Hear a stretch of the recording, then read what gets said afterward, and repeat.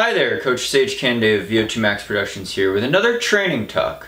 Today we're going to talk about VO2MAX and why I think, and a lot of other exercise physiologists and coaches would agree, I think, why VO2MAX is not the most important determinant of your success in long distance races lasting over 2 hours or a half marathon, marathon, and ultra marathon.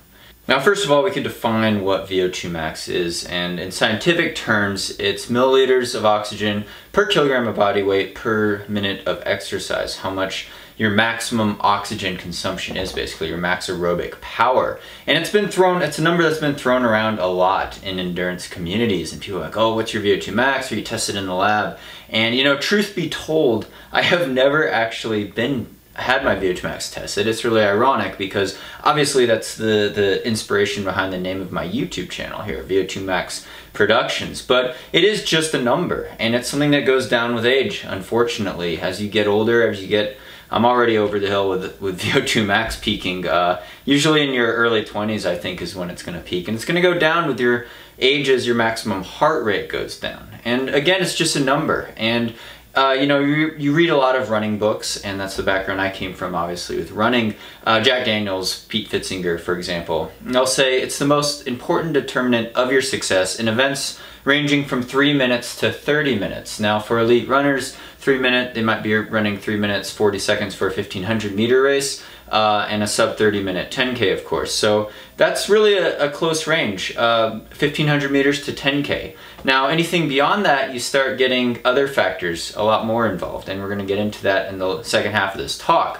But VO2max is just basically saying, hey, you could utilize a lot of oxygen really fast for your body weight, so you have a lot of potential. But again, it's just a number that's measured in the lab, and the way it's measured, there's a lot of error, I think, there. Granted, I've never been tested, but let's say you're a pro cyclist, and you know, with pro cyclists, they measure them on a stationary bike. Well, if they record a certain VO2max number on a bike, and then you make them do it on a treadmill, give them some rest, but they do it on a treadmill running, of course they're not going to register as high. And likewise, if you take a runner, you register their VO2max on a treadmill, and then you put them on a bike, they're going to show totally different numbers because it's not specific to the sport. They're not used to developing their musculature for cycling or running to an extreme. So the same thing goes with the test. You're in a lab, it could be really hot, you've got a tube sticking out of your mouth, you've got, you know, all this machinery hooked up to you, and they have you, usually it's on a progressively faster treadmill, so it's increasing in speed,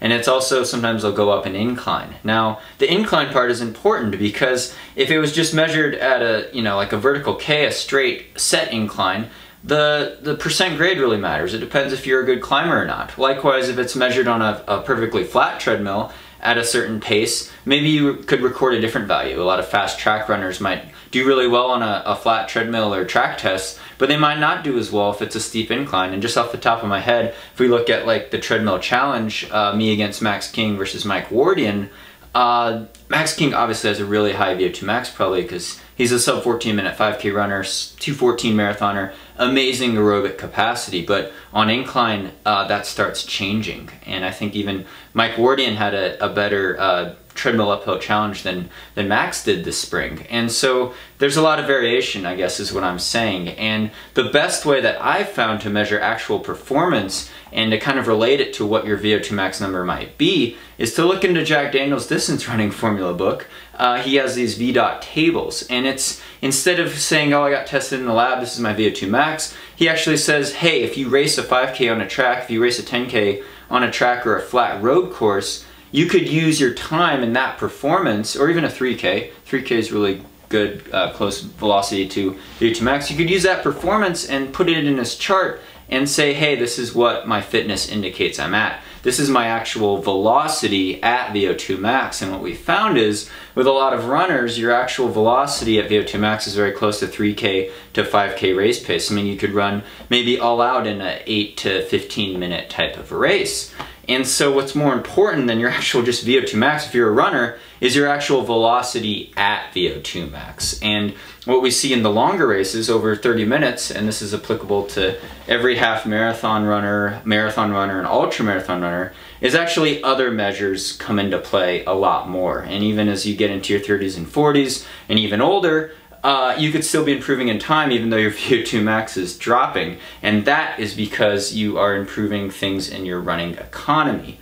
And you've got your running economy at all different submaximal speeds, working down from your velocity at VO2 max mainly, to your lactate threshold velocity, what pace you could run at before lactic acid starts really slowing you down. And so what we see with these longer distance events and as we get older is we develop improvements in our running economy, mainly our running form, become more efficient with our stride. We develop better musculature, we get stronger with the more miles under our belt and more experience. We're better at pacing and kind of zoning in exactly to efforts right under our lactate threshold velocity pace, which is essentially marathon pace. And so we're running at these fractions of VO2 max. Maybe we're running a marathon at 80 to 85% of our maximum heart rate. We're not even crossing the lactate threshold, but we're very efficient at doing that in that pace range. And we're very efficient at operating at 90% of our VO2 max. So it's not the number itself. It doesn't matter if I don't want to know if I'm 65 or 70 or 72, because that doesn't really mean anything. I mean, it'd be nice to have a high VO2 max, I guess, but unless I'm running faster, I don't really care. And the number that measures how fast you could run is your running economy, your oxygen consumption at a specific pace, a specific velocity over time. And it has to relate down to your efficiency in all submaximal speeds, which are usually slower than your velocity at VO2 max, which is obviously race pace for a half marathon, it's race pace for a marathon, and it would even be race pace for an ultra marathon. So basically in closing, after this long convoluted training talk, sorry I'm ranting, but we see that lactate threshold, your lactate threshold velocity, your lactate threshold pace is really a more important factor for half marathon or ultra marathon performance. And your running economy at these submaximal paces, whether it's an ultra marathon on rocky mountainous terrain or it's an ultra marathon on a smooth track, a flat track or road, really are going to influence your performance a lot more, as well as your obvious things like your passion, your heart, your mental discipline, your mental ability to push through pain and to motivate yourself in a state of fatigue. So it's not just, VO2 max is basically just a number, and it's kind of a misleading number. There's a lot of lab error. It depends how you're tested. It depends when you're tested. It's a moving target with your fitness. Your fitness should always be hopefully going up like this with super compensation and progressing as you go throughout a training cycle or training season. And so the VO2 max is moving, and Jack Daniels, again, like I said in his book with the VDOT values, it's a really good way of saying, hey, this is what you raced a 5K in last weekend, this is what you should work out at, this is probably your velocity at VO2 max, this is probably what pace or effort you should run your tempo runs at, your lactate threshold workouts at, and this is the type of speed and velocity and intensity that we need to work with to get the specific adaptations in the right zones. And that's really the key to bridging the gap into training optimally, is to look at those performance indicators, those quantitative values, instead of just worrying about what your VO2 max is and how that translates to race performance, because it really doesn't. You'd be better off getting tested, your lactate threshold tested, or getting your respiratory quotient tested to see how efficient you are at burning fat.